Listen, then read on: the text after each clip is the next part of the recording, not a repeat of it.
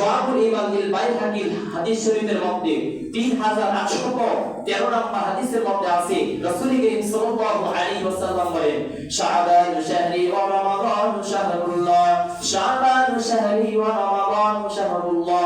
এই শাবান মাস হলো আমার মাস আর রমজান হলো আল্লাহর মাস। রমজান কার মাস? রমজান হলো আল্লাহর মাস আর শাবান হলো আমার মাস।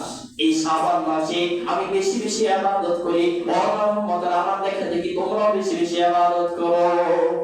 কি করতে বলছেন আল্লাহ রাসূল? এই শাবান মাসে আমাদেরকে বেশি বেশি ইবাদত করতে বলছেন।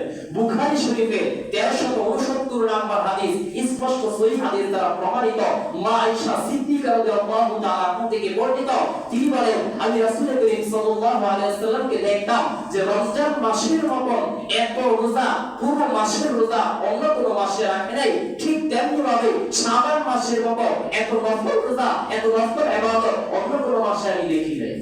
সুবহানাল্লাহ বলবেন না? কোন মাসের কথা বলছেন? শাবান মাস। শাবান মাস আল্লাহ রাসূল এত বেশি নফল নামাজ পড়তেন, এত বেশি নফল রোজা রাখতেন, এত বেশি ইবাদত করতেন, অন্য কোনো মাসের চাইতে বেশি করতেন। সুবহানাল্লাহ বলবেন না? তাহলে সেই পথ অনুযায়ী আমাদের করা উচিত কিনা? আর এই হাদিসের মধ্যে আছে মা আয়েশা সিদ্দিকা রাদিয়াল্লাহু তাআলা আনহা রাসূল করিম সাল্লাল্লাহু আলাইহি ওয়াসাল্লামকে জিজ্ঞেস করলেন, ইয়া রাসূলুল্লাহ, ইয়া রাসূলুল্লাহ, আপনি শাবান মাস আসলে ইবাদত এত বেশি করেন কেন? শাবান মাস আসলে আপনি এত বেশি রোজা রাখেন কেন? রাসূল করিম সাল্লাল্লাহু আলাইহি ওয়াসাল্লাম ডাকতে বললেন, ও আয়েশা, এই শাবান মাসে আল্লাহ তাআলা মালাকুল মাউত আজরাইলের নিকট এক বছরের ভিতরে যারা যারা মারা যাবে তাদের একটা তালিকা আজরাইলের নিকট দেওয়া হয়, যে এই তালিকা অনুযায়ী এই বছরের ভিতরে আজকে থেকে নিয়ে অমুক দিন পর্যন্ত এই এক বছরে অমুক অমুক ব্যক্তি মারা যাবে। কি দেওয়া হয়? তালিকা দেওয়া হয়। কি দেওয়া হয়?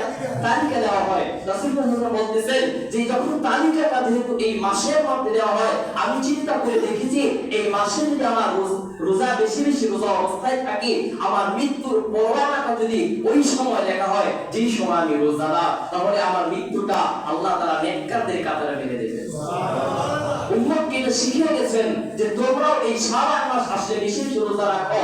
জানা যায় না, হতে পারে তোমরা যদি বেশি বেশি রোজা রাখো, বেশি বেশি নফল ইবাদত করো, এই শাবান মাস উপলক্ষে তোমার ওই ইবাদতের অবস্থায় মালাকুল মাউত আজরাইল তোমার মৃত্যুর পরোয়ানাটা লিখতেছে। আর ওই মৃত্যুর পরোয়ানাটা যদি তোমার ইবাদতের অবস্থায় লেখা হয়, তোমার রোজা অবস্থায় লেখা হয়, তোমার নামাজ অবস্থায় লেখা হয়, তাহলে মৃত্যুটা তার নেককারের কাতার হয়ে যাবে।